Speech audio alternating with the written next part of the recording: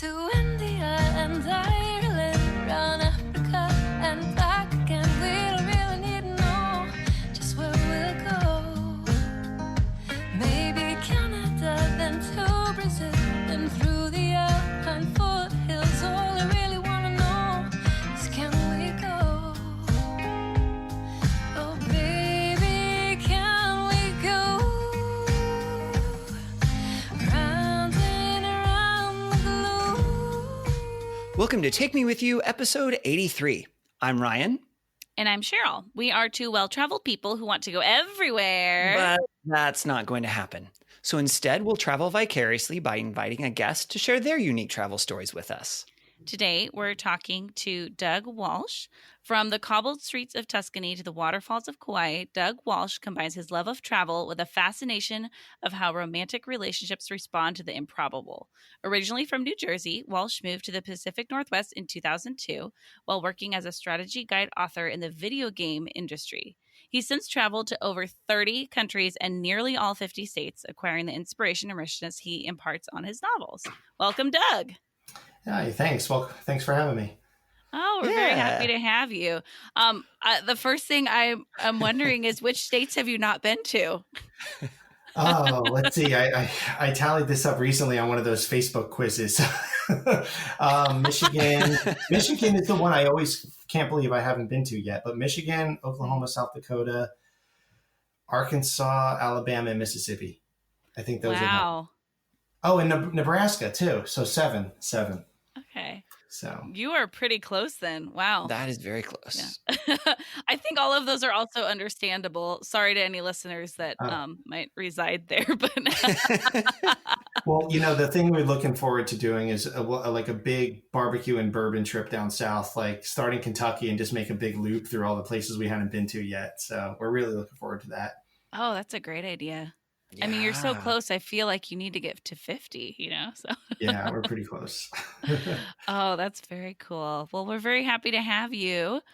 I am also curious. So you started in video game and then you moved to like romantic travel novels. Like how? So growing up, reading my first Stephen King book at like age 13, I was like, this is what I want to do. I want to be a writer. And, somewhere along the lines, I got distracted and I ended up going to the sciences in college and grad school. And then when I got out of there, I came across this opportunity to write strategy guides for some websites back in 2000 before the .com bust. And my contact ended up needing a co-author on an official guidebook with Brady Games, which was one of Penguin's imprints at the time. And he, kind of introduced me to these editors. And before you know it, I started writing 6 to 10 of these books a year going forward. Oh, wow. And over the, coming decade or so, or 14 years before our big trip that we'll talk about later, I ended up authoring over 100 of these guidebooks. And whenever I would meet people, they would say, like, I can't understand like why you would need a book on how to play Pac-Man or Tetris. And it's like, whoa, video games are way beyond that now. So I had taken to describing them as travel guides to fictitious places because they do have a lot in common with your standard like Lonely Planet or Photos or whatever. They're packed with maps. They're packed with like all the tips on things that you need to know before you even get started. And then like, oh, and here's your city guide. And, things like, here's all the best secrets. But there was a lot of burnout involved with writing them so many a year. And finally, one day I said to my wife, I was like, we got to just quit our jobs and take off for a while. And that was going to be the pivot point to writing travel memoir, which ended up, and we can talk about this, ended up morphing into, no, what I really want to do is write travel fiction. So it was a long way of getting there, but, I picked up a lot of tricks along the way. Okay, so you say video game strategy guide, and growing up, I played video games quite a bit. This is somewhat embarrassing and feels like it makes me sound like a very, very old person, but I'm not good at these modern video games, right? Like the 3D one, you give me a side scroller, like I am there, but I have to do something in 3D and I have so much trouble. But I still have, actually, it's in my closet, a a guidebook to some of the original Nintendo Entertainment System games like Mario Brothers, Mario 2, Mario 3, Yeah. the first couple Zelda games, things like that. And they were like maps and it showed you where everything was hidden. And that is that the type of thing that you're talking about? Yes. Okay. Yeah, it is. In fact, I still have from the NES era this official Nintendo Player's Guide that had maps for like the most popular 30 games of that era, like Zelda 2 and Mario, Metroid and all those. Nice. Yeah. But so like when I started writing these books in 2000, they were 128 to 144 pages. By the time the industry finally collapsed and went out of business, like late 2018, we were putting out 300 to 500 page books for every game. Wow. The games had just gotten so big. And now with the way modern development is, the games it's more of a service. The games are changing every week, every month. The book's out of date by the time it comes out for some games. So that's why we had to, it just wasn't feasible anymore. I mean, even with the ability that you can like run an update and like get an update on your game, even that totally changes things. So I see what you're saying. Yeah. Interesting. A travel guide to a video game. Yeah, travel guides to fictitious places. That's although a lot more deadly. Although we did have a bomb go off in Ankara the day after we cycled through, so maybe not. Oh wow, Jeez, yeah, not necessarily. Yeah, not necessarily. Oh wow. Wow. All right, so we got a set of questions that we like to ask every guest to kind of get started, and then we'll launch into your travel story. So the first question is, why do you travel? Growing up, I never went anywhere. We did day trips to the Jersey Shore, to Six Flags, although if you're in New Jersey, you just call it Great Adventure. Nobody in New Jersey calls it Six Flags. So, we did a lot of day trips, but it wasn't until my senior year of high school where I ever got on a plane, and that was to go to Florida with some friends. And then fast forward a number of years, got married, and I went on a cruise. And I was like, oh my gosh, like this is amazing. We're in Mexico, and it was like Cozumel, barely even counts. But, so then, and little by little, I had we got a chance to go to Europe, and then I did a business trip to Japan. And I just fell in love with this idea of there being all these other places that don't really look like home, but yet you can fit in and you can feel safe. And then it just became like a matter of the food and the landscapes shifting way towards just needing that affirmation that there's good in the world. We ended up, especially with our long bicycle trip, we ended up receiving so much of the generosity of strangers and the kindness of strangers that it ends up being this thing where I can look back on those memories whenever I see something in the news or on social media that just gets my blood boiling. I can kind of like, no, that's not how the world is. Like that's just how people sometimes think it is. So that's kind of become the reason why we make a point of taking a couple trips every year now, is just to kind of get that reminder there that there's a lot of beauty in the world and there's a lot of generosity and kindness. I love that. Yeah, that's a really good reminder of being able to see that just even in multiple places. And, when things go crazy, like maybe right now, good thing to reflect on. For example, we were crossing from Greece into Turkey during the height of the Syrian refugee crisis in 2015. We were on the Isle of Rhodes, and there were thousands of refugees who had just risked their life coming across the sea, and right outside our hotel while we were waiting for the ferry the next morning. And you would see all these people from Northern Europe down there and making like hundreds of peanut butter and jelly sandwiches or whatever, cold cut sandwiches, handing out free tents. And then we go into Turkey, and of course our family was just back home in New Jersey, just really nervous about us. How can we possibly go into Turkey at this time? And we met so many nice people. Everyone like would stop and insist we sit and have tea with them. Like road crews would jump out in front of us, and it'd be, like, oh no, what do they want? Like they just want to sit and have tea with them. So it was a really neat experience. And then, we would get to a hotel every week or so and turn on the news and like see CNN International and like, just like, oh, that's not really what I'm seeing here from a lot of people. I mean, obviously it takes place in some areas, but when you just run into the average person, politics are set aside and it's just humans and humans. That's cool. Wonderful. So what type of traveler are you? That one's changing. That answer is definitely changing. As we get a little older, the tent gets a little less comfortable. We bought a small travel trailer after coming home from our 2-year bicycle tour because, I think tenting is enough. Like, we're in our mid 40s now. I don't think we need to spend a lot more time in tents. And then also it changes as the bank account grows a little bit. My wife does really well, and we will always be an independent traveler. We will definitely try to seek out the lesser known places, but we don't mind, after a few days of like roughing it in more economic lodging, like dropping in on someplace fancy for a couple of days, or splurging on a nice meal. Our splurges are getting a little bit more frequent, but I think we'll always be independent first, and then in terms of accommodations, we'll see what we end up working with.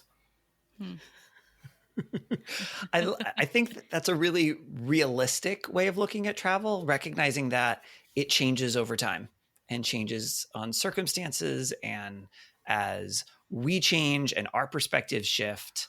Because I think Cheryl and I have talked about on this podcast, even how our perspective of travel has shifted even just over the last year and a half of doing the podcast, and hearing other people's perspectives on travel has, helped us kind of adjust as well. So I think that's I appreciate that you recognize as that change is happening, because I think it's hard to recognize that sometimes.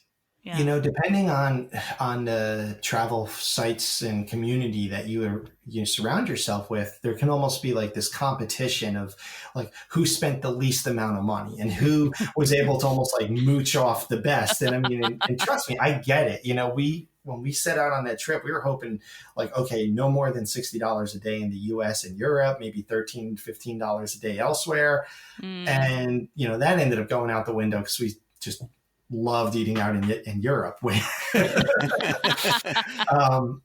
I've done the thing where you wake up on someone's couch in the middle of the night and you find 300 cockroaches on the floor. Like, I don't need to do that at this stage in my life. I've been there. I don't need to do it again. So based on your wide range of travel experiences, what would you say is your number one travel tip? My number one travel tip, like the quickest kind of knee-jerk thing, is don't eat at a restaurant that's in a travel guide. I'm, with my background with this video game guidebooks, I'm a fan of print travel guides. I'm not, especially some of the independent ones, like Wizard Publications I got right here, the Ultimate series for all the Hawaiian Islands. These are great guides. And even like a Lonely Planet or one of the big mainstream ones, they're good for figuring out regions of a country you want to go to and what attractions and finding hours, but don't go to the restaurants. We have just time and again, it just seems like as soon as a restaurant gets a listing in a Lonely Planet, they can just kind of rest on their laurels. Like, it just doesn't seem to, we've always been disappointed uniformly. I was going to say that the other, like the more nuanced tip I like to give now that I try to really, instill in our friends who we sometimes travel with, is when you're planning your itinerary, pick one thing you want to do for the morning, one thing for the evening or afternoon, and that's it. Leave plenty of time to just watch the world go by and like to sit and enjoy wherever it is you are, even if it's just sitting outside a cafe with a book and just watching the people of the city go by. We recently did a trip to Japan with friends, and it was our 4th time there. So we kind of yielded to them, like, what do you want to do? And we ended up spending hours every day just zigzagging all over Tokyo trying to get places. And it was like, I felt like as soon as we got somewhere, we were hurrying to go off to the next thing. And so slowing it down, pick 2 things a day and just let the rest kind of fall where they lay. I love that. I feel like we've heard that from a variety of people, like the 1 thing or 2 things a day, like just figure those big things out. And then you can have plenty of other ideas. And if they happen, great, but I've heard that from people who are planners and from people who are not planners, which is really interesting because I feel like planners and non-planners kind of can butt heads, in some ways when it comes to travel, but that feels like a common theme that I've heard. I want to ask you though, with restaurant picking, I love food, so I always want to talk about food. And I was especially with waiting for you travel. to come circle around on that one, Cheryl. So I like that point a lot. Of like, if something's getting too well known, then like, are they really, still passionate about really making wonderful food? How do you like to go about picking a restaurant if it's not from a travel book? Then, like, what's your strategy? I try to find where the locals are. Where's noise? Like I listen for noise. And Ooh. usually when we're eating out, we love street food and we love pubs. And like, we're either like looking for something fancy special occasion or pubs and street food. Mm. So we tend to avoid the middle of the road, like family restaurants for the most part. The other tip is if we're in a taxi or we have an opportunity to talk to a local and there's no money being exchanged and it's actually just a conversation, we'll say like, where do you take your special someone on their birthday? And Ooh, that's a good that question. usually works. That usually where we had a really wonderful dinner in St. Vincent in the Grenadines by asking the cab driver, where does he take his wife on her birthday? And that we both ended up discovering we have my wife and I have an allergic reaction to conch, and we got deathly ill that night, but it was a fabulous meal all the same. Oh my gosh. So no conch for us, but we had a really nice meal. Except for the almost dying part. It was great. Oh my goodness. It was a miserable night. Oh Wow. no. I'm going to remember that question though. Where do you take your special someone on their birthday? That's a good way of phrasing that, as opposed to like, where should I go? Because I think a lot of people want to tell tourists to go do the touristy things. And they want to they point everyone in the same direction. Like in Seattle, we're like, oh, have you gone to Pike Place Market? Or things like that. So I like that of like, where do you enjoy as a special place? That's well, good. and so many times I think with and this is what ends up happening with the travel guides and where people will recommend, like when you say, where should I go? They know like, well, that's where all the tourists go. Like that's where everybody who's not from around here is. So you probably want to go be around you probably want whatever it is that they're looking for. And so I think that's what it is more than anything. Great answers. That's I love just finding out about people's perspectives because it helps me have great tools that I didn't have before. So thank you. And I learned this listening to podcasts like this. I didn't know any of this stuff 10 years ago. Yep. We're all still learning. Yeah, that's a great perspective. Okay. But now you're going to tell us about your trip, and you've kind of alluded to it already. I've looked a little bit on your website already. Why don't you start by just giving us the 10,000 foot view of what was it that you did? Mm-hmm. And then you obviously are not going to be able to talk about every single part, I don't think. So kind of hit some of the highlights, whether that was because they were great experiences or learning that you're both allergic to conch and almost died. I put that in a highlight category, at least as far as something you remember.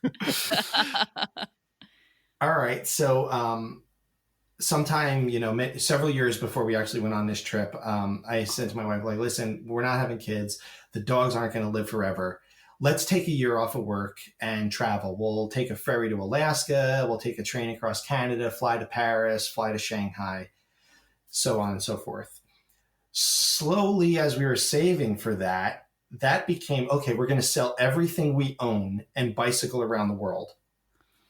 Whoa. And now, how do you go from we're going to fly from here to there to we will sell everything we own and bicycle around the world?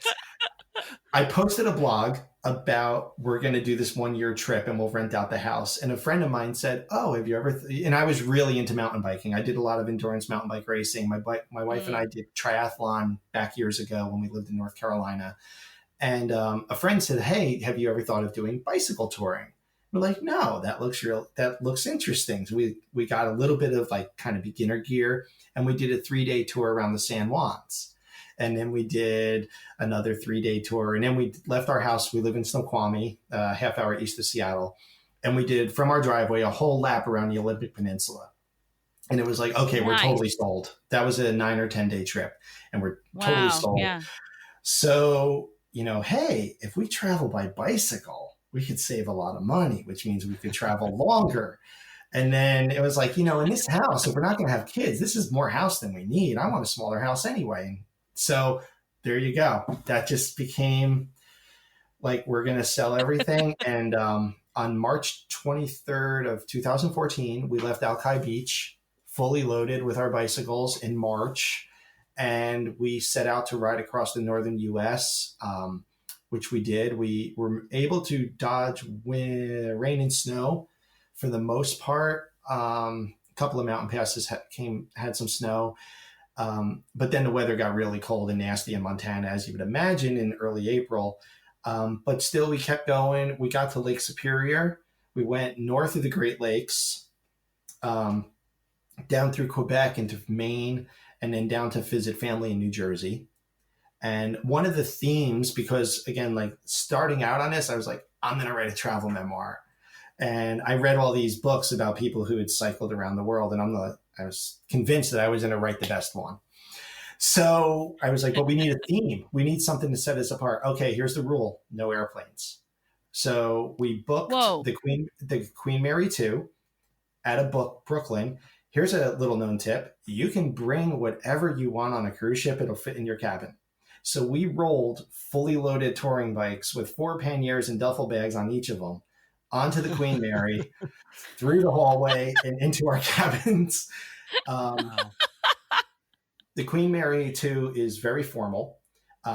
There's black tie nights and then the semi-formal nights, so you still need a jacket. So what we did is we went to the Goodwill before leaving Seattle, and for about $80, we bought my wife a couple dresses, me a jacket, some pants, a shirt, tie, shoes, belt, shipped it all to our family in New Jersey, brought it on board the ship, wore the same clothes almost every night to dinner, and then just left it in the cabin with a note that said, help yourself, sell it, throw it out, do whatever you want with it. So that saved us hundreds of dollars in renting formal wear. So that was... And not having to travel with it. That's really good. Yeah. Oh, there was no room. There was just no room. Our bags, Sure. My wife's bicycle fully loaded with water bottles weighed 84 pounds, and mine was 108 pounds fully loaded. And we did, I forget the number. I think it was like 200,000 feet of elevation climbing or elevation gain over the whole trip. But we got to the UK. We cycled from northern Scotland all the way the whole length of Great Britain. Took a ferry to Denmark to Germany, to Amsterdam, Belgium, France, Spain, ferry to Morocco. We spent a month in Morocco. Then we took a ferry to Italy, because when we left here in Seattle in March, the one reservation we had other than the Queen Mary was, because of all my business travel with video games and writing all these guidebooks on site, I had 750,000 Hilton points. So for Christmas, we had 5 nights at the Waldorf in Rome overlooking the Vatican. Whoa. So, Wow. all for free. And I had all these Hilton points.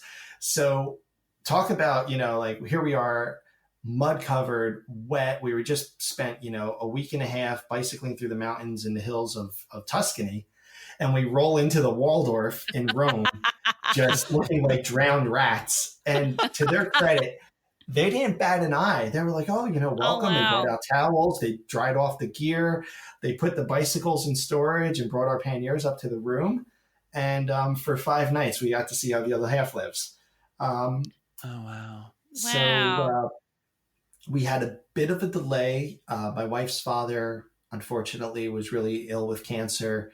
We ended up going home for 2 months and spending time with the family as he passed.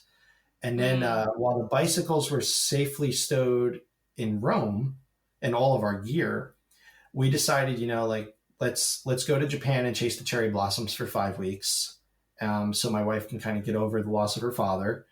And then we went to Bali for a month. And then we flew back. Then we got back on our bicycles and continued on the trip. We spent 2 full months cycling from Tuscany all the way to the heel of the boot in Italy.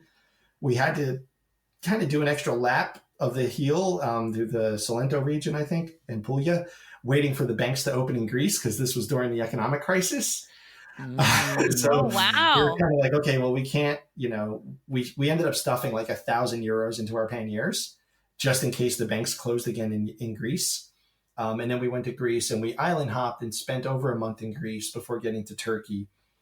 And we did about a 1,300-mile lap through Turkey. And the original plan was to go overland through Central Asia, up through Georgia, across the Caspian, through the Stans into Western China. Because of the delay involving my father-in-law and then us going to Japan and Bali, winter was coming. It was already Christmas or November. We could not go through that. There's 13,000 foot mountains at a high latitude. So we would, you just, it's impossible. So we ended up taking a cargo ship. We made our way back to Athens and took a cargo ship across to Malaysia. For 19 days, we were at sea on a cargo ship. And right before we got on board the cargo ship, my wife got an email from her former supervisor, completely out of the blue. And he was starting a new division. He wanted her to come back to work. What will it take to get you to come home early? Because we planned to go for a full another year. And we were getting a little tired. And by this point, I was really excited about this novel. I had given up the idea of writing a travel memoir. I had this novel idea. So the night before we got on the cargo ship, she threw out a big number. It was like, this is what it'll take. And we got on the cargo ship with no email for 19 days. Whoa. So it was like, well, when we get to Malaysia, if the counter offer, which of course there'd be, like is acceptable, we'll cycle to Singapore, ship the bikes home, go to Bali for another month, and then fly to kind of put a cap on this. And if not, we'll spend all winter cycling through Southeast Asia and then continue on. And so long story short, we got off the boat in Malaysia, and the email was enticing enough that we ended up calling it quits at that point. So we were gone for about 22 months. We like to say we made it from Seattle to Singapore with by bicycle and ship, which we did. We cycled almost 15,000 miles. I can't remember the exact number at this point. My goodness. But 22 or 23 countries, I think. It was a good experience. Wow. Oh my goodness. Talk about just like throwing a bottle out in the ocean with like, then just get on the ship. Like, we'll see what happens in 19 days. Wow. Wow. I wish we had other things to talk about every night at dinner, but that was pretty much what we talked about at dinner. Oh, I'm every night. sure. So what do you think he's going to say? Yeah, exactly. Wow. Yeah, no, that would have, I would have been driven crazy. I don't know. Maybe 19 days was long enough to worry a little less. I don't know though. That's, oh. Well, it was kind of a no lose situation. It really was. I mean, although when we got to Singapore, we rode straight to a bicycle shop and we rode in and we told them like, we need all this gear boxed up and shipped back to Seattle. And it was like this whole, we were just in logistics mode. Like, how do we do this? How do we do this? How much is it? And it cost a couple $1,000s to get all that stuff shipped home from there. And then like, as we were walking the one block to the hotel, every step, like the reality, like it just ended just like that. And like, that's when it started sinking. And then like, we went through a funk. Like we were in Singapore for about a week while we got all the bicycle gear squared away and shipped. And it was like a funk. And then we were like, so glad that we had this house rented in Bali that we can just go and do yoga every day and just sit in the garden and swim and just kind of like let it soak in and not feel mad at ourselves for not having done what we originally set out to. That was the hardest part, was actually acknowledging like, no, you know what? We're okay leaving early, like leaving this early. Wow. That's a tough thing to process. Yeah, because that's like a big chunk of your life, being gone for 22 months on a trip like that. Wow. And in that moment, though, all you start to hear in your own head is you imagine what people being like behind your back, being like, yeah, but you said you were going to do this other thing, and that's not what you did. You said you'd be gone 3 years, or you said you'd do this, and you didn't do that. And it's just like, that's nobody's thinking that. And if they are, like, they're not your friends. Yeah. So, but you know, sometimes we're our own worst enemies. And so here, like, there was this simultaneous, like, we just did this amazing thing. And then the other part of me, it's like, but it's like, no, there's no more buts. Like, it was pretty awesome. Yeah. Yeah. No, that's Yeah. very impressive. Yeah, that's a good point. I think I'm curious about the logistics. So I'm not a cyclist myself.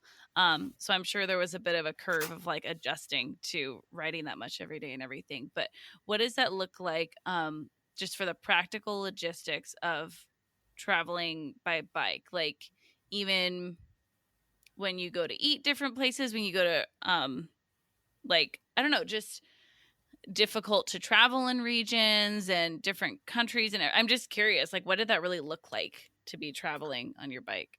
When we began, well, fortunately, the first step, I have to give credit to the Adventure Cycling Association here in the U.S.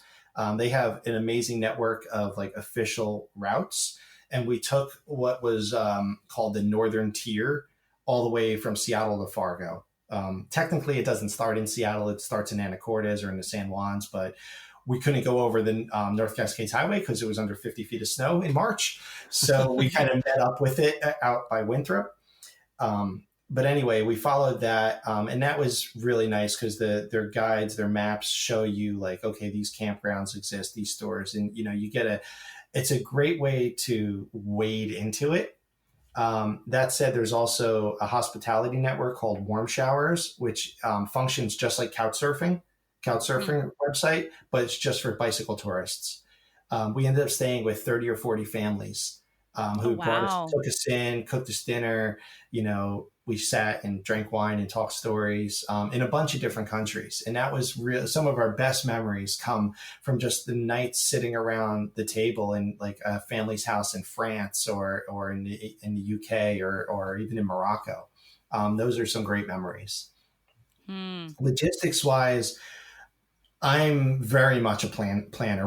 We're both science background. Like, you know, we thought we'd be these like, you know, free spirited butterflies just going wherever the wind blew. No, that's not how it works for me.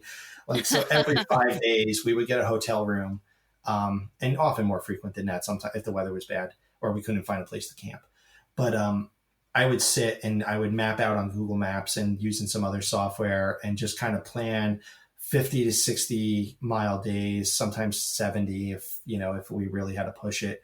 And I would just, you know, plan for campgrounds or hotels and in 50 to 70 mile chunks. And that would be like, okay, here's our route for the next 5 days. And that was about it for planning. You know, we always believed that we would find water. There were definitely days where we got lucky in that regard, especially in Spain in the heat. Where there's these springs that just come out of the mountains. And in southern Italy in July and August, that's no place you want to be without water. It was 110 degrees the day we hit 10,000. I have this lovely photo of us hitting the GPS saying 10,000 miles. And right below it, it shows the temperature at like 109. Brutally hot. Oh my gosh. Wow. Oh boy. I cooked a lot. We would, you know, we didn't carry a lot of food because it's heavy, but we would stop in markets most nights before camping. And then in terms of dealing with the bicycles, we would lock them up, double lock them. We had a really big tent with a big vestibule, and we'd have all the gear in there. And then it's just a matter of trusting that, you know, nobody's going to mess with it. So wow. The only thing that ever got stolen was in Pamplona. The little bike computer that my wife had on her bike, it was one of the kind of cheapo $30 ones that a lot of mountain bikers used to have like 15, 20 years ago. And I'm pretty positive these 3 mountain bikers who were doing the Camino, they had their bikes in the lobby right next to ours. And then when we came down in the morning, their bikes were gone and my wife's computer was missing. And there is no one, if you weren't a cyclist, you would have never even noticed it. So it's kind of funny that the one hotel we ended up in with other cyclists, something got nicked. So what gear did you find that like was really essential to this? Like, what were you really thankful that you brought with you? Number one would be this tent that we bought. It's by a company called Hilleberg. They're North American distributors in Redmond, Washington. They're handmade tents out of Sweden. They're absolutely incredible in terms of the weight and the size and the strength. There's nothing that we've ever seen compare. And for people who might not believe me or think this, it might be overrated or overpriced, on the eastern shore of Scotland, the remnants of Hurricane Bertha caught up to us in Stonehaven. We were camped at a campground right on the beach. There were about 12 tents. This other 2 cycle tourists had the same tent as ours, and they were set up kind of perpendicular to us. So it wasn't even a matter of which way we were angled into the wind. And we knew the storm was coming. We got in the tent around 6 o'clock, and we're drinking beer and playing Uno. And the tent is just like being italicized. It was like the wind was disgusting, 60, 70 miles an hour, and the tent's bowing. And we fell asleep, slept through the remnants of this hurricane. When we woke up in the morning, every other tent except the 2 Hillebergs were broken, torn, the poles smashed, and everybody slept in the bathroom that night. Oh and my goodness. we didn't even have a leak in the tent. So that tent was almost $1,000, which is a lot of money for a 2 to 3 person tent that you can't even really take out in the winter. But it more than made up for itself that night. I mean, so Wow. Sure. Wow. that's the number one. My number one tip is, if you're going to do something like this, invest in some good gear, at least for your shelter. If it's going to be your home, invest in a good shelter. Well, and I mean, if you break that down into the number of times you've used it, that's probably a much more reasonable. Oh yeah, it's less if you than a compare couple that of to hotels or Yeah. So you hit a lot of countries and even several states at the beginning. Do you have a favorite, or maybe a favorite few that you went on during the trip? Yes, I've learned to try and this is the question that everyone always asks, and it's like you have to kind of narrow it down, like the best for food, the best for the cycling, the best for the warmth or hospitality. Yeah. America was wonderful. Cycling across the U.S. was absolutely magical, and coming from and I don't want to get into like a whole politics thing, but just I think we're kind of afraid of one another at times, and especially coming from the coast, like a city like Seattle, and you're saying like, I'm going to ride through Montana and I'm going to ride through North Dakota. The amount of people who like just dropped everything to help us. I emailed one Warm Showers host in North Dakota, and he wrote back saying, "Hey, I'm actually in San Diego for the winter, but I'm going to have my neighbor go over, turn the heat on, unlock the house, just go in and make yourself at home." Oh my goodness. Wow. Yeah. So like that, stuff like that. We were in Fargo, drinking and just watching hockey with this young guy. Get up to go to the bathroom, come out. He picked up the tab for us. He couldn't have been more than 24 years old. And he picked up our whole dinner and bar bill, just because like, hey, it's really neat meeting you guys and seeing you. So, and then like coming through Maine, we had this woman just, bring her car to a screeching stop right in front of us and jump out. And we're like, oh, great. She's going to be, she's one of these anti-cycle people. And she's like, do you guys need a place to stay? Because I just live right up the road. And if you don't have a campground set up. And it was like, so, and that wasn't the only time we had that. So it was just really, really wonderful experiences in terms of just the generosity. And we saw that elsewhere too, but I think we were really surprised by the level that we experienced it in the US. And that was wonderful to see. For best cycling, for just best pure cycle touring, if you enjoy hills, Spain and Greece by far. Spain has a wonderful infrastructure for recreation. It was the only place that we were, and I'm sure we could have found it elsewhere if we had gone searching, but it was the only place where we saw trailheads and roadside campgrounds and like primitive stuff that reminded us of being here in our national forests and being like out in Washington doing the Mountain Loop Highway or things like that. Coming out of Pamplona, we were climbing this escarpment. And it's this massive cliff that goes on for over half a mile. And there were something like 27 signed rock climbing routes with trailheads all throughout. And then we were coming out of the mountain, and there's a beautiful, this little roadside camping area with a couple of tent pads, and it just reminded us of home. So really great stuff in Spain. Greece is fantastic because it's cheap. There's hardly anybody on the roads. The roads coming across the Peloponnese Peninsula were like, it was like finger paintings. If you ever watch Top Gear and they're like, oh, this is the most amazing road to drive in a sports car, it was like roads like that every day. And we would be the only one on the road. So we just take the whole lane on our cycles. It was really magical. So those were some of the favorites. You know, people always ask, how did you like the Netherlands? Because the bike infrastructure is just, I mean, there's bike lanes everywhere. I actually found it a little boring. Not saying that I enjoy the thrill of riding alongside cars, but it was almost like being on the highway driving to Spokane. It's just not that interesting after a while. Yeah. That's interesting.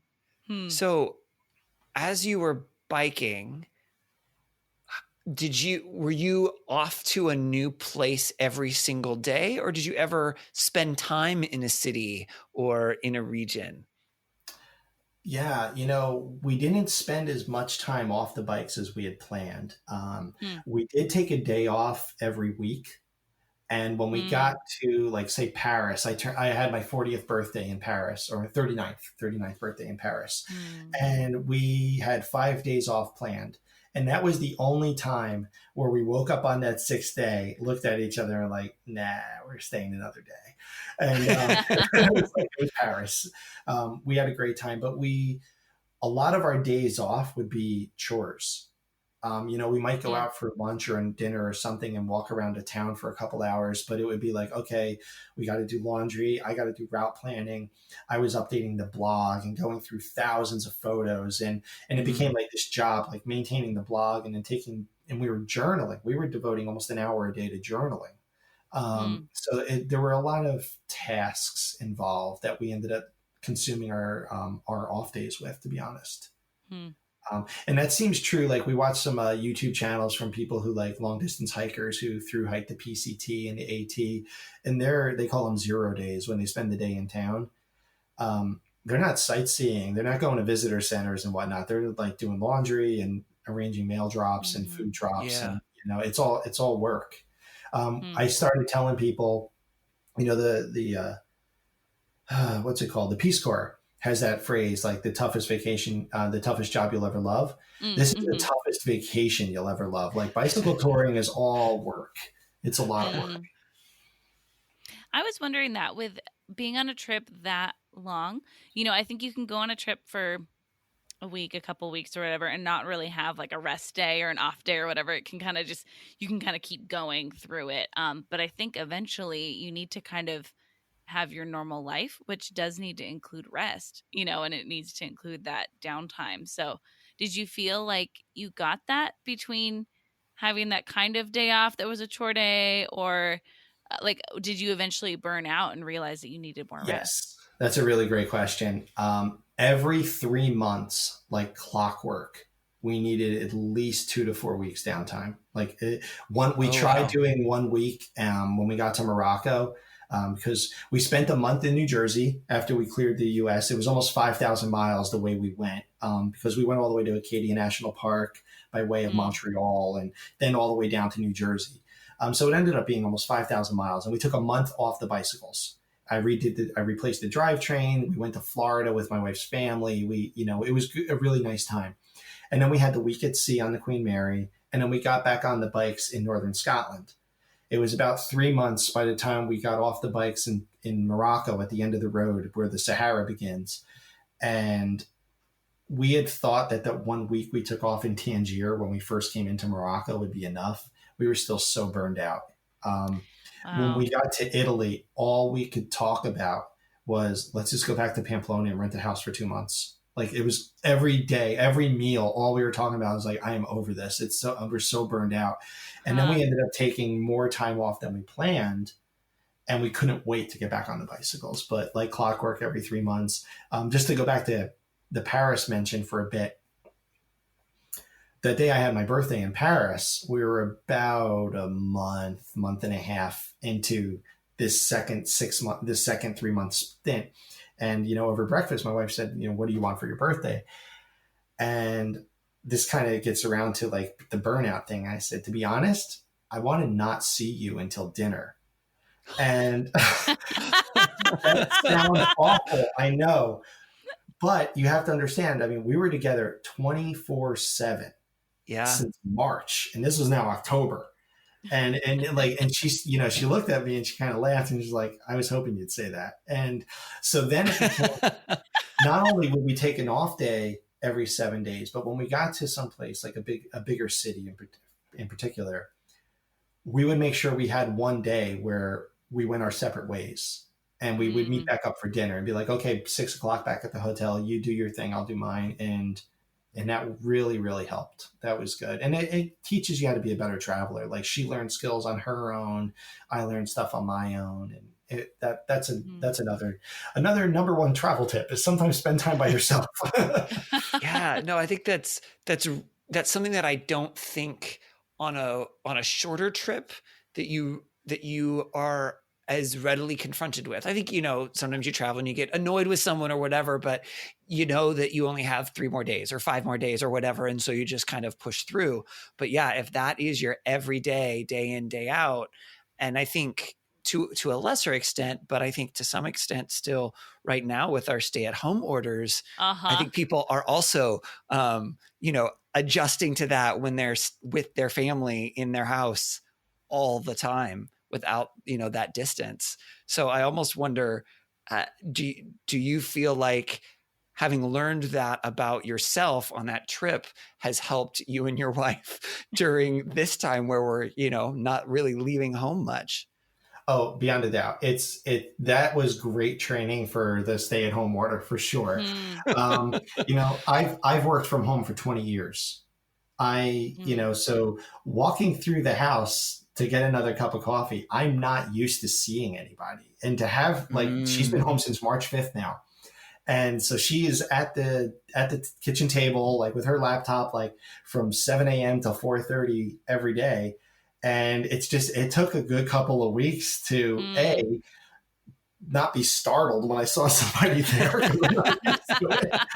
But then also like she's in meetings all the time and I come running down the stairs with the latest idea from the book I'm writing and be like, oh wait, you're on a call. Sorry.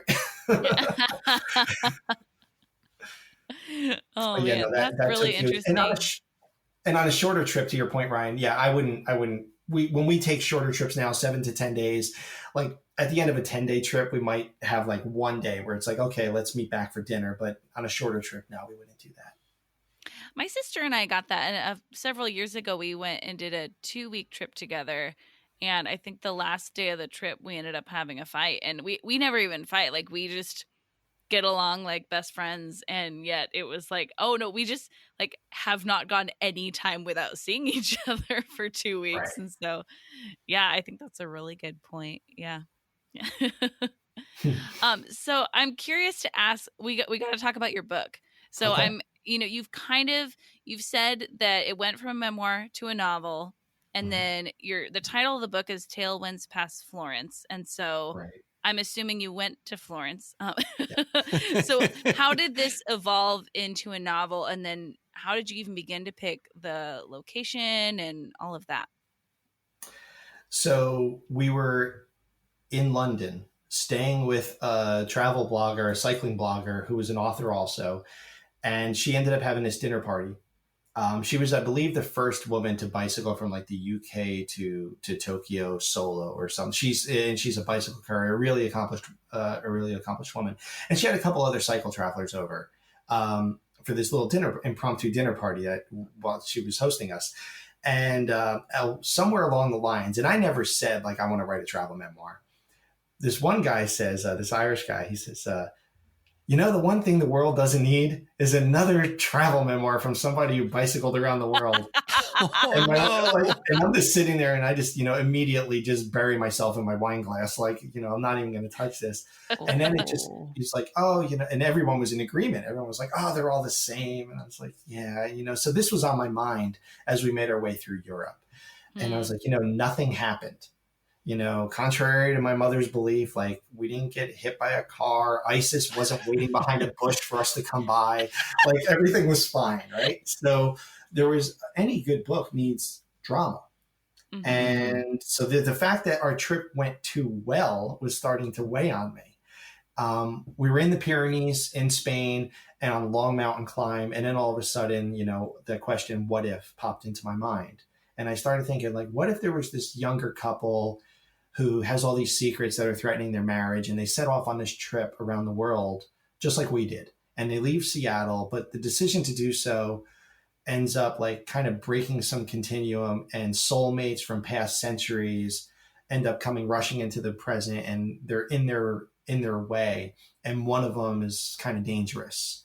And little by little, as we made our way through Spain and then through Italy, and we did spend a week in Florence and absolutely loved the Florence and Siena area, I got the idea for like, okay, well, what if he was this 19th century art dealer who thinks that she's his ticket back to his prior time? And it became like this time travel adventure romance story, and it plays with like soulmates, the idea of soulmates, and people seem to like it. It's a really hard book to describe, unless it's like, or I can describe it well face to face, and people who read it really enjoy it. But it's called Tailwinds Past Florence. It has a lot of the authentic details that I would not have been able to write about had I not have done this trip firsthand. So there's a lot of that added to it, but then it's got all these quirky characters from centuries gone by that they end up meeting along the way, and ultimately it's a relationship story. That's fantastic. I love it. So has this have you learned like novels is my thing and I'm going to do more travel novels? Yeah, I really enjoyed it. I after that came out in January of last year, that was a month or two after I found out that my video game career, which I did dabble back in ever since we got home from the trip, I did just a couple books a year for money. And then that doesn't exist anymore. So I switched gears and wrote a memoir about my career in video games called The Walkthrough. And that's all like insider tales from, you know, my life and strategy guides kind of thing. And then I've just been working on it. My current work in progress is another more of a romantic suspense adventure set in Kauai, in the Nepali coast of Kauai. There's a really, really famous trail called the Kalalau Trail, and it's 11 miles. It's extremely difficult trail. There's sections where it's, you know, a wrong step means a few 100-foot fall into the ocean. But it's incredibly gorgeous, and it's the only way to get to this remote valley that is like Eden on earth. And we did the trip the first time like 12, 13 years ago. And there were these like hippie squatters living on the beach and living in the valley. And I just kind of became enamored with the whole idea of just kind of throwing off the shackles of society and running off to the like live in the jungle with these folks who are all just smoking dope and doing naked yoga, and, you know, like, so I tried to get back out there last April, but there were horrible floods that closed that whole side of the island for almost a year. And then I made it back this past January and spent a few days out there researching the book. And the title is still to be determined, but it should come out next summer. Oh, that's very exciting. Yeah. Nice. Thanks. And so you had to go to Hawaii to research for your book. So what is when you're traveling, but the purpose is to get information for a novel, like how different is that from other types of travel that you've done? You've done some kind of, it sounds like semi more traditional traveling. You definitely did the bike traveling, which is kind of a unique sort of a thing. And then this is travel as research.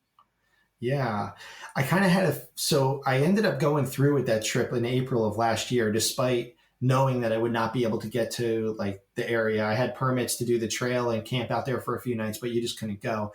So you just try to make the best of it. I ended up staying in this absolute hole of a Airbnb with a bunch of like 25-year-old skateboarders who were growing pot, and just, who were kind of like characters in my book, and I hung out with them and I drank with them, and so that was kind of part of it. I mean, that was definitely not what I went to bed every night being like, oh my gosh, get me out of here. This is such a dive, but because there's bugs everywhere. But it was good for the book. And then you make the best of it. This other trip that I did just this past January, I hiked in and I spent a few days just kind of soaking it up everywhere with a notepad, and then just constantly making trips up the valley and looking for the old gardens that they had planted, and kind of finding the swimming holes and just envisioning certain scenes. At this point, I've already had several chapters written. I had like a 50-page outline. So I already knew like, okay, and here's where I can set this scene. And then it's just a matter of taking photos and jotting down ideas and just kind of letting the sense and paying attention to the smell and the sounds, and taking photos of like, okay, what kind of trees actually grow here? What birds have I seen? What fruit grows where? So that I can add these details. Because when I say that I write travel inspired fiction, what I hope people get from it is that people, especially who've been there, will stop mid-sentence and be like, okay, there's no way he would have known this if he hadn't actually done this. And that's what I really want. Because when I encounter that in a book, I kind of want to fist bump the author. I'm like, okay, right on, you got this. And I want people to feel that way about my stuff. I love that, because I think we've all watched a movie where someone walks out of a building and you're like, that's not where that goes, or that restaurant isn't near that lake, or things like that. So that's fantastic to actually know what you're talking about and everything. I love that. Yeah, I have some friends who live in Slovenia in Europe, and they had posted, they were watching a movie. I don't remember what the name of the movie was. And there was this helicopter type shot, or probably drone at this point. And then the caption said, I don't remember what city, Sofia, I think, totally different city. And my friend's like, that's not Sofia, that's Ljubljana. That's my city. Right. And so recognizing that, yes, they used this for this movie, but they called it the completely wrong city. It wasn't the right city at all. So yeah, I think you're right. Being able to recognize those things for the people who know does make it that much more real, and I think pull you into the story more. Yeah. Yeah. Without boring people too, because and that's the thing, with travel memoir, you have this, people want a lot of really rich details. When you buy a travel memoir book, you're expecting that. You want the personal story, the journey, but you want those details.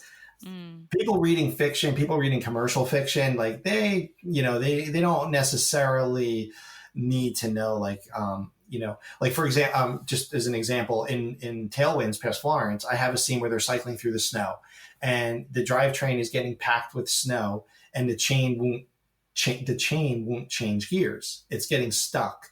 And it's something that I don't go into a lot of detail. I could have went into a whole lot of detail explaining why this is happening and talk about gear ratios, and the one hardcore cyclist reading the book would be like, oh, right on.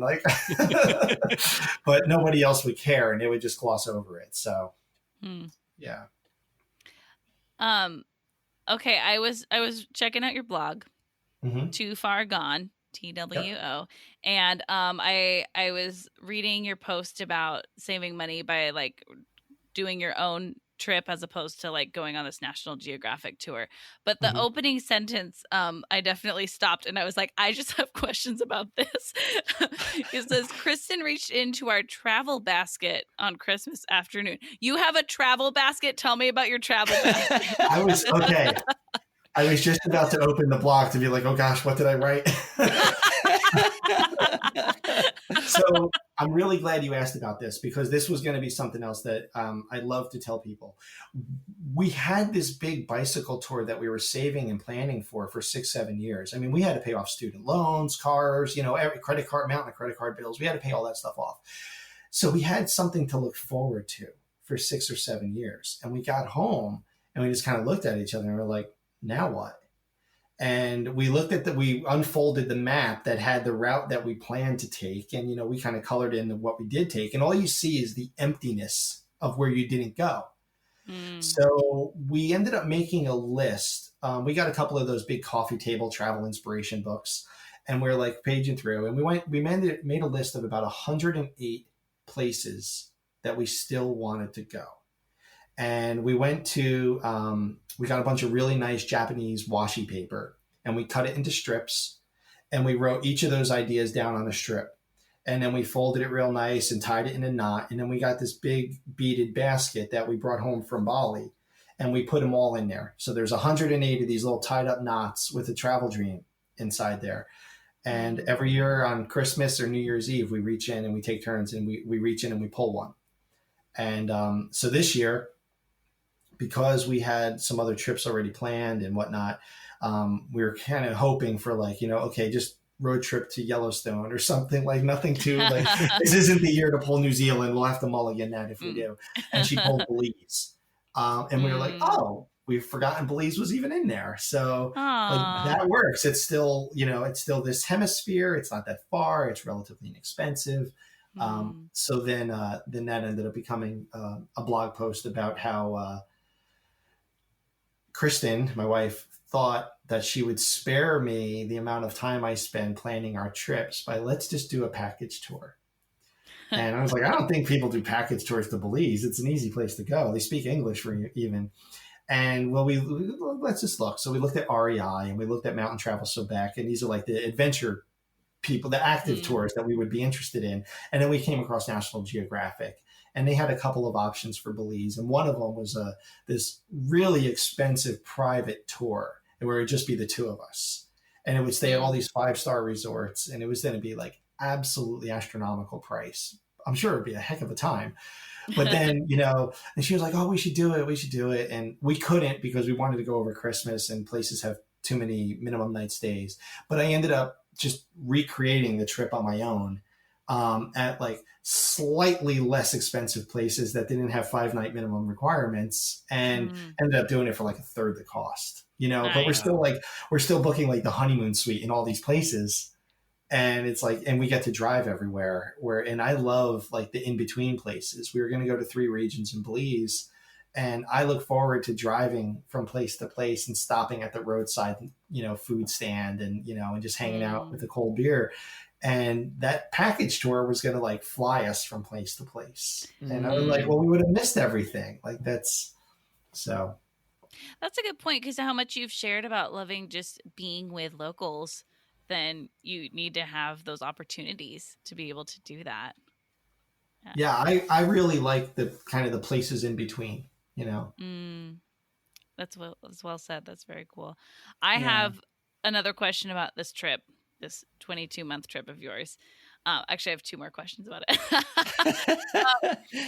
If you could travel back in time to past Doug and Kristen, who have not gone on this trip and don't know what's in store for them, what advice would you give them? Like, what do you wish you knew? I would tell myself not to blog. And this is kind of, and this, on the one hand, the Too Far Gone website, we ended up making friends from it, gained a lot of followers, like people who ended up now like are becoming my audience, or like it feels ridiculous to use the word fans, but like I guess that's kind of what they are, like my readers. And that's a lot of that is attributed to the blog. So much of our time spent on that trip was working on the blog and going through photos, more than people probably realize. And I do regret that to an extent, to a small extent.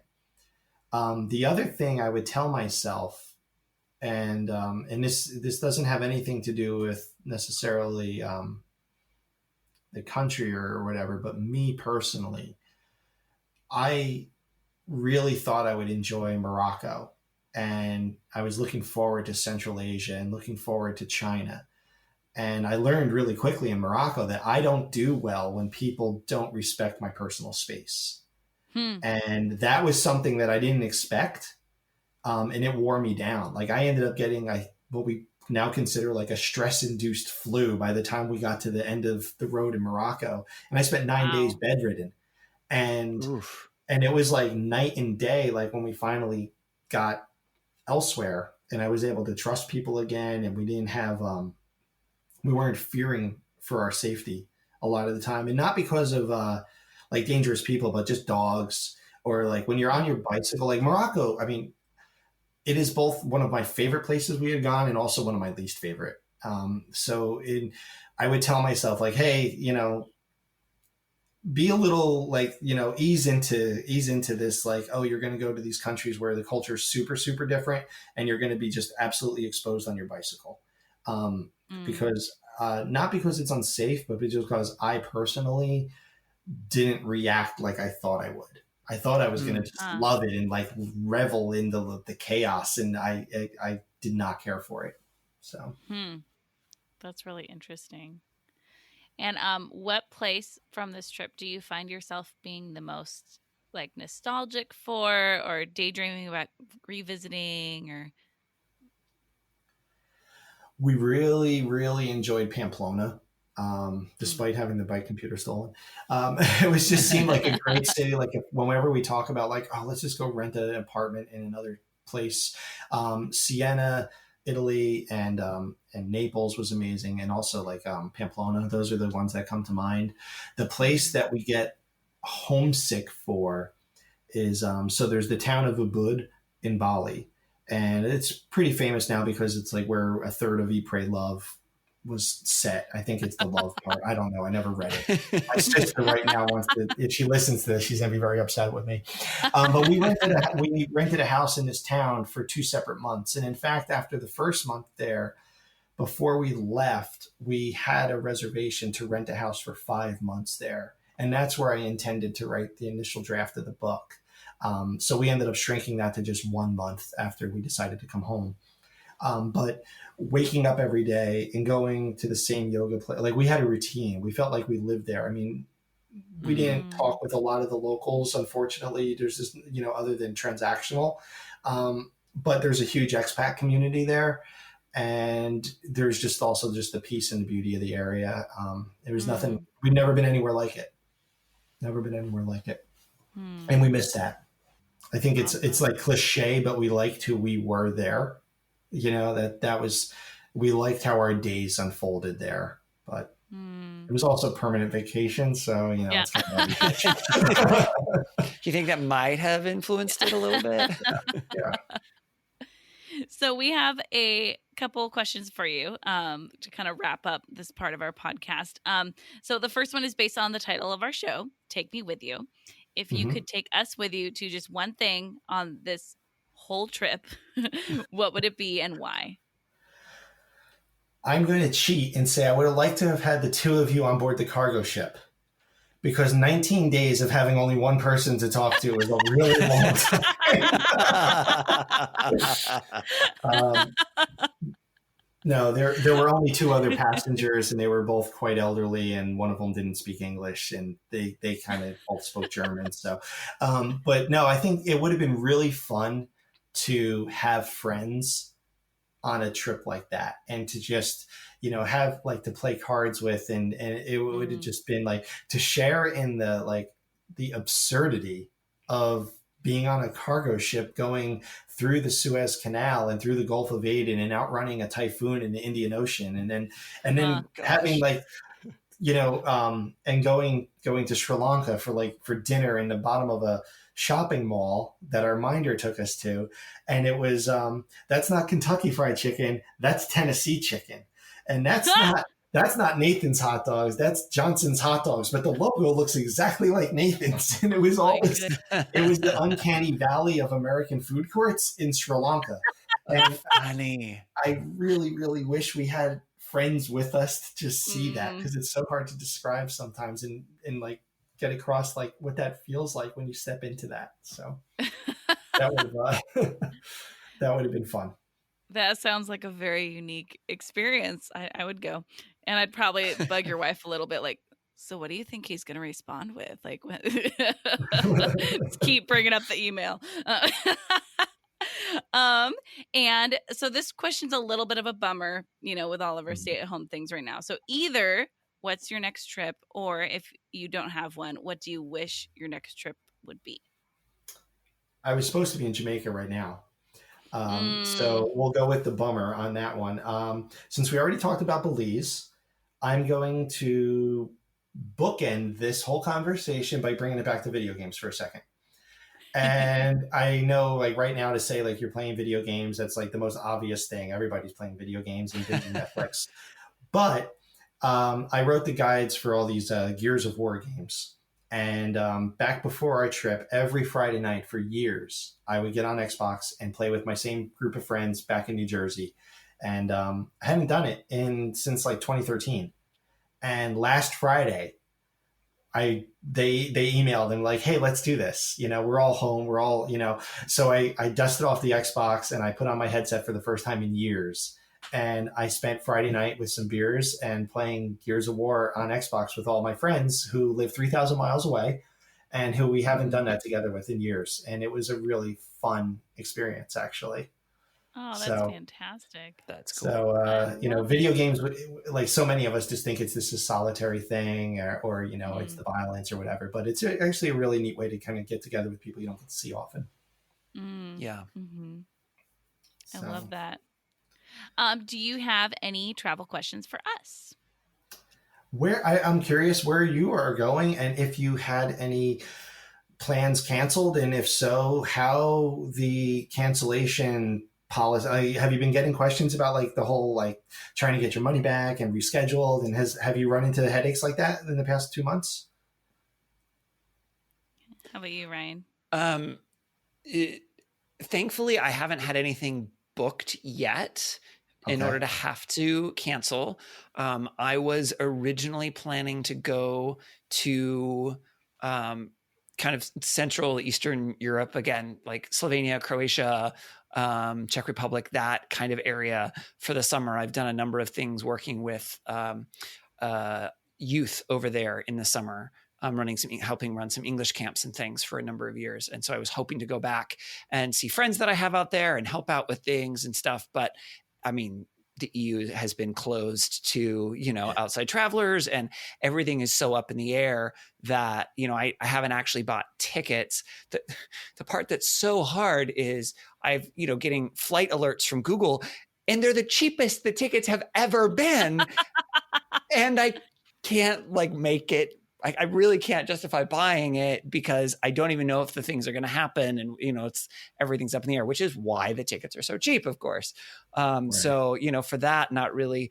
There is, without going into a ton of detail, my sister lives down in LA and or Orange County specifically. And I went down in February to visit her because she had just had her second kid in September. So I went down to meet my nephew and also go visit Disneyland for the first time since I was in young elementary school. But we all got sick while we were there. And at the time we didn't think, it was no good. And she's got 2 little kids and there was pink eye and there was all sorts of things. But there's a part of me that wonders if maybe it may have actually been Corona related now at this point, knowing that stuff was here since January, but it was not the trip that we expected. So we've talked about doing a redo trip. And so we're looking at maybe doing February next year. And so that's kind of the next one. And I've been watching those, what are the cancellation fees and what are, all of those kind of things on all the different airline websites to go ahead and buy those tickets, because a lot of them will let you buy and then go ahead and change the date. So it's like, well, if I can get a really good deal, I may just go ahead and buy them. And then if we have to, adjust things, I can do that later. But thankfully have not been in a place where I've lost money or had to deal with any of those exchanges or anything yet, but definitely has affected the way I've been looking at travel for sure. Cheryl? Yeah. Okay, obviously this pandemic is a terrible thing. For me, the timing of not being able to travel has kind of been amazing because I just got married in December, and this year we're kind of like, we're not going to do a big trip. We're going to do we just need to save money right now. And so, we're like, we both love to camp anyway. So we're like, we're going to do a lot of camping this summer. We'll do some weekends, local weekends here and there. And then we do have a campsite in Yosemite in July booked. And so as long as we can go to a national park in July, that, that will be happening. But going into this year, I was really bummed, and I was like, I don't have any airplane tickets right now. Like, all right, this is going to be a little tough. And then I'm just incredibly thankful because I'm like, this is I wouldn't have been able to travel anyway, and so it's just been a really lovely time to not have the FOMO of not traveling right now, actually. And so just kind of dreaming of future trips. And I love your travel basket idea actually a lot because I really do want to go everywhere. And it's like, that could be a great way to pick. And like one of the things about the travel basket idea is it's scalable. You can make it for people who don't have any interest in doing international travel, for example, or even like across the country travel. You can make it for just your state. I mean, you can even make it for just day trips, like a basket full of day trip ideas, so that's another way to kind of do that. We've thought about having 3 separate baskets, one for just like trips that are like 5 days or less, one for day trips, and then one for the big ones. But we'll see. I love that. Yeah, I think that's fantastic. We love a day trip. So even that would be really fun because sometimes we're like, where should we go? What should we? And deciding can take like enough time that you're like, should we even go anymore? So Yeah, I love that. Yeah. Very cool. Yeah. It's a great idea. And like of all the places that you saw like the general gist of the route that we had taken, did either of you have any like really neat memories from any of the places that you saw that like, oh, we had gone through there, and you think maybe like, have you been to any of the places where we might have cycled through, like Western Europe, Greece, Italy, Indonesia? That's a great question. The U.S., across the U.S., Canada. I love Spain. Spain's my favorite country, so it's fun. I've only been in the train station in Pamplona. I haven't spent time there, so it's great to know that Pamplona is wonderful because I definitely want to keep going back to Spain. But I've been to Paris. I have not been to. You were talking about Scotland, and that sounds like a wonderful place to do an outdoor activity too. Yeah. The neat thing about Scotland, especially if you're not opposed to camping at all, is that it's legal to pitch your tent anywhere. Really? We saw people tenting on the grass outside the gate of a campground because it was free. So it was really neat, and it was hard to get our mind around that because, here in the US, like, private property is private property. You don't mess around, especially out west. I mean, you're going to get shot in some places if you go to shoot down somebody's yard. In Scotland, it was great to just like, oh, there's this little chapel on the side of the road in the mountains, and we'll just put our tent behind it. And that was, was the tent for the night. I mean, the bathroom issue becomes an issue, of course, but if you're out in the wilds, you're out in the wilds. But we had to kind of train ourselves, like, no, really, this is okay. And we don't need to hide. We don't need to hide like teenagers stealing a bottle of beer, like we could just camp out in the open. And sure enough, people would drive past and wave or, whatever. So. Oh, wow. That was nice. Now I want to plan a camping trip in Scotland because that sounds amazing. Oh man. I think my husband would love it. He's an introvert who loves nature. So it feels like his type of place. Oh yeah. Daryl. I've been to Morocco as well. Okay. Italy. Let's see where else you talked about. Japan. And I have not been to a lot of those other places though. So it's exciting to hear about all these other places.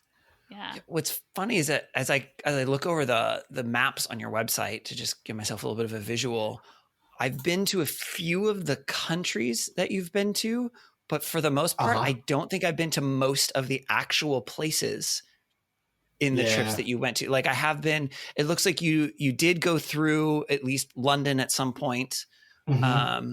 And so I've been to London, and you already mentioned Paris, and I've been to Paris, but I've not been on the the west coast of France. I've not been to Spain. I've been to Italy, but only ever to the northern portion of Italy. So I never made it as far south as Rome. And I think you mentioned that you may have biked through some of the northern portion. Yes. Well, we took the ferry into Livorno. It was a Okay. 2-night ferry from Morocco, and we made our way into Okay. Livorno, and we just kind of did a loop through Tuscany and then down to Rome because we were having that. We had that reservation at the Waldorf. Right. Mm. Yes. You So whereas I've been kind of in Venice in that northern portion. So I think, Okay. interestingly enough, I think we've almost not been to any of the same places, which is Okay. crazy when you consider all of the places you have been. So the one just since if we're okay on time, the one craziest thing that we did do though is there is nothing. I feel it's probably safe to say there is nothing in this world like Naples, Italy for New Year's Eve. We stayed at a little guest house down there, a little tiny like 3-room guest house or somebody's apartment, and she told us like, okay, like at midnight you need to either be in the city center in the square or inside. Now the city center had close to, I don't know, I think it was like 80,000 people. Oh my They gosh. it's the show. It was kind of like a Ryan Seacrest Times Square type of thing, but times 10. It went from 9 p.m. to 6 a.m. nonstop. Oh my gosh. At midnight, Wow. the city does not set off fireworks at midnight because everyone in the crowd of 70, 80,000 people is armed with fireworks that are largely illegal in the U.S. at this point. There's people dragging coolers just packed with bottles of champagne. Everybody's just drinking from the bottle, like full bottles of champagne. And at midnight, everyone's loading up with Roman candles and all these other fireworks and mortars, and in this giant crowd lighting the things that float. I don't know what they're called, but they lit a candle. We saw them like getting the stuck in lanterns? people's hair. The lanterns that they heat up and then they float. And then the other thing is that they take the phrase "out with the old and in with the new" quite literally. And things that it's tradition, things they plan on replacing in the new year, they throw off their balcony into the street and on the sidewalk. The next morning, we saw a refrigerator on top of a car. Oh no. And they're like pots and pans and dishware and glasses and broken TVs. Everything's just being chucked, and the streets are quite narrow. Oh my goodness. It is absolute insanity. To get back to our hotel or room or whatever it was at 2 a.m, it was down this alley that was, barely a car wide. And there were people on either side of the alley up in their apartments lighting off like the M80s and the cherry bombs and lighting full packs of firecrackers and throwing them into the street.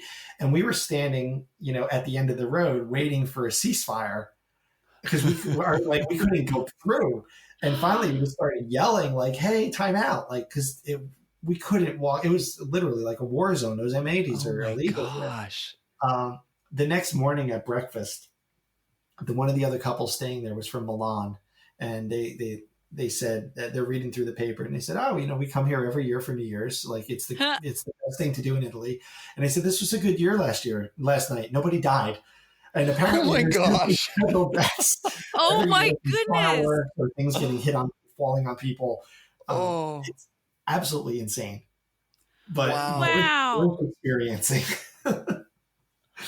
So if you wrote about that in your book, people would be like, oh, he doesn't know what he's talking about. That's way too crazy.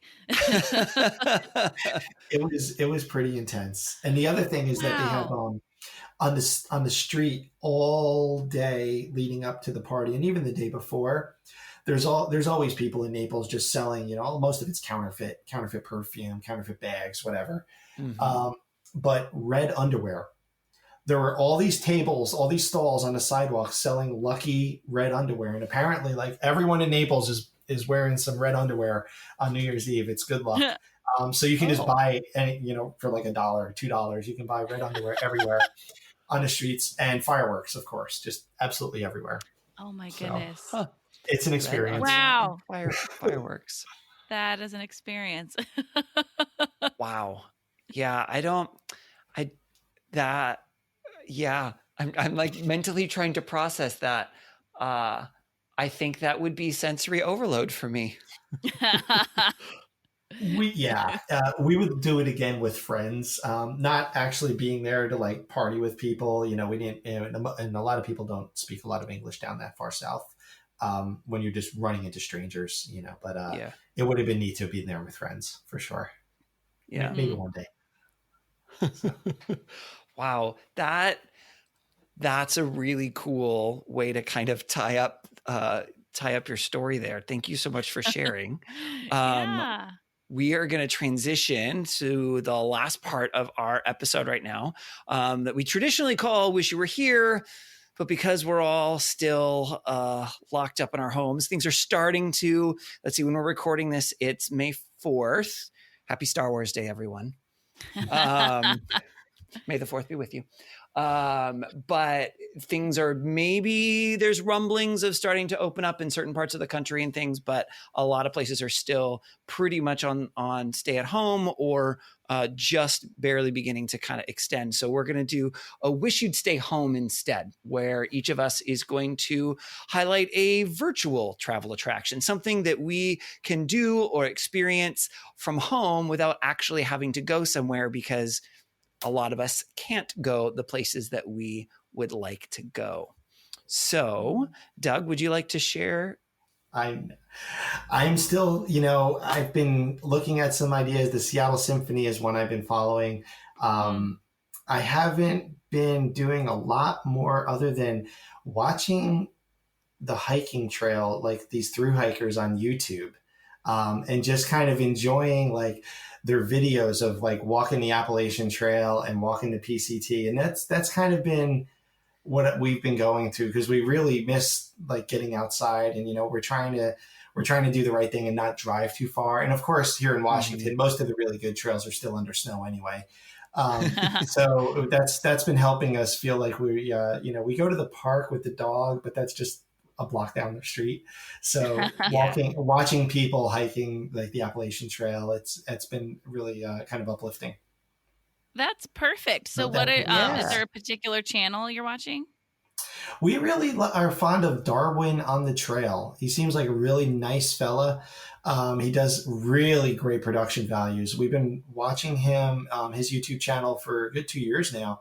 And he's kind of shifting almost into like a documentary / vlogger kind of hybrid role. But he has fantastic equipment, and his videography is just getting better and better. So he's one we like. And his Q&As are good too. So nice. Very cool. That's great. Yeah. Cheryl, what about you? What's your wish you'd stay home? Well, I always enjoy a lot of podcasts, but particularly now. Yeah. Particularly right now is just really nice to just hear other people's voices and, you know, just hear about, especially I'm enjoying ones where they don't talk about the like pandemic too much, because I'm like, I get it. I already know about that. Let's hear about the subject that I like, or, you know, whatever. And so there is a podcast that I've is here in Seattle that I love a lot, called Seattle Kitchen.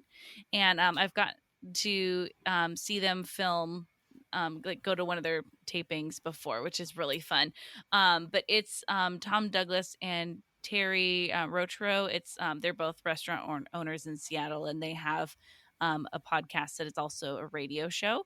And they typically film it and record it in front of a live audience. Right now they're not, but they're still putting out episodes. And it is just, I always love to cook, but especially right now, I'm really enjoying a lot of cooking, and like, okay, I need to mix it up and try new recipes and everything. And they always give really good advice for like, okay, what's all these different dishes you could make with this one item, or here's a couple things in my fridge, what's something I could cook out of it, or just they'll even like taste test different brands of things and give their thoughts on it. And so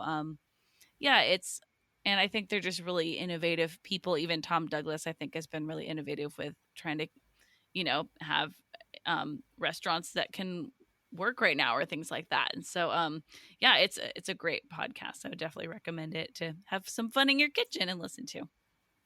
Yeah. How about you, Ryan? So this is one I just just found out about recently that I think is kind of cool.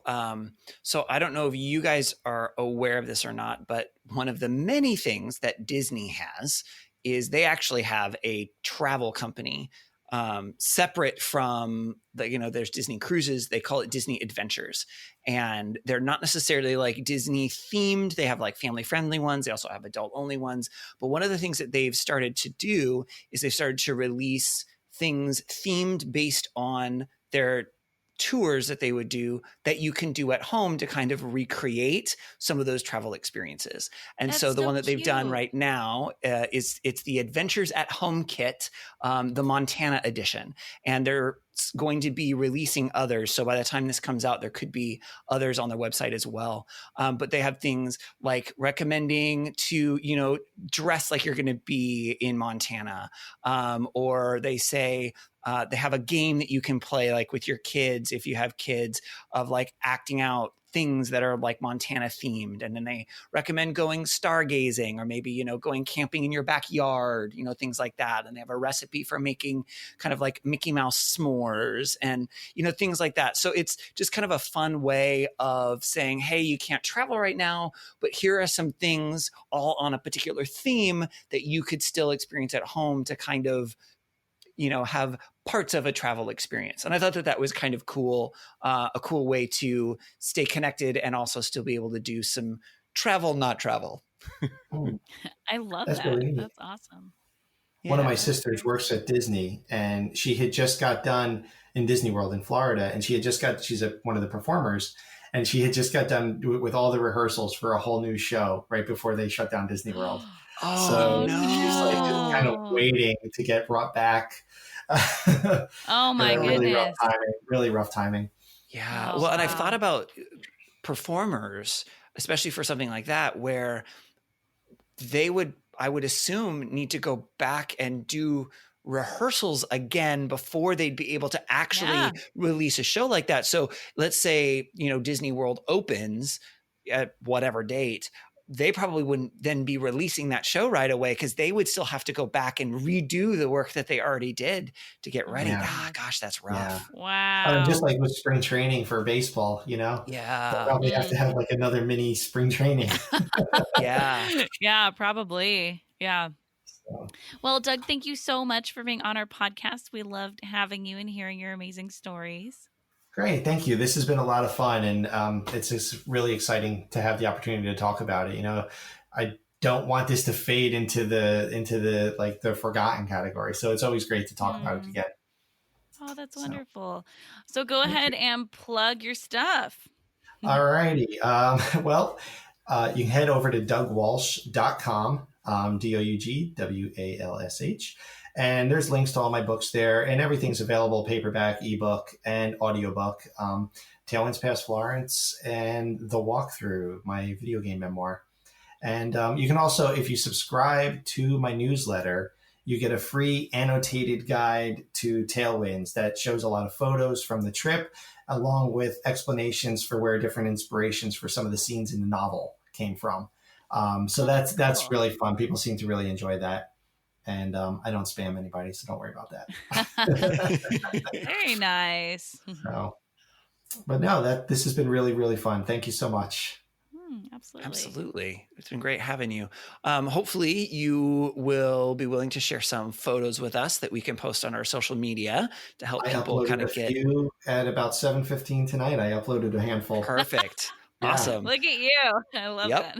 You're on it. So if you follow us on our social media, you'll be able to see some of those pictures. And we'll try and also link to Doug's websites and references as well, so you can check those out. We are at TimWe Podcast. That's TMWY for Take Me With You Podcast on Instagram and Twitter and Facebook. You can also email us at timwepodcast@gmail.com. Send us your travel questions, your travel stories, any guest suggestions you have. Maybe tell us about the craziest New Year's experience that you've had. You can also call us and leave us a voicemail at 406-763-8699, or if it's a little bit easier for you to remember, 406 Pod Timwe. We would really appreciate if you would rate and review our podcast to help other people find out more about it. If you'd subscribe to make sure that you are always notified when we post a new episode, and share about this episode on social media so other people can hear about this really amazing 22-month worldwide bike trip that Doug and his wife got to take. As always, thank you to Beth Reed Miller for the awesome artwork. You can check out more of Beth's artwork at Beth Is Something. And thank you to Erica Corbin for the use of her song Round the Globe. You can listen to Erica's music wherever music is sold or streamed. Doug, thank you again for sharing about your trip. It was super fun to hear all of those experiences that you were able to have. Absolutely. It was my pleasure. Thank you. Yay. That's going to do it for this week's episode. So until next time, remember to take me with you. Take me with you. Take me with you. Can we get a sailboat chasing down the sunset as we float round and round the globe? Salty air and balmy nights, guided only by the lights above, and a little love. All the world is out there waiting to explore, and all our troubles here want them to be